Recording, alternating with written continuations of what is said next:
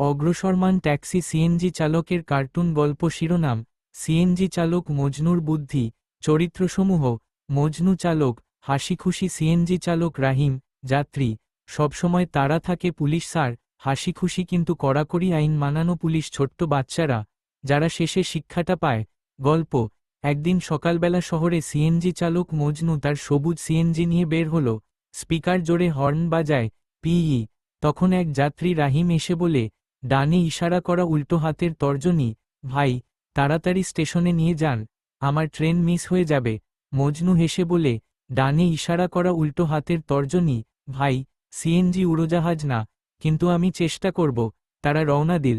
হঠাৎ police sir রাস্তায় দাঁড়িয়ে বললেন, ডানে ইশারা করা উল্টো হাতের তর্জনী সিএনজি, তিনজনের বেশি যাত্রী কেন, জানেন না নিয়ম?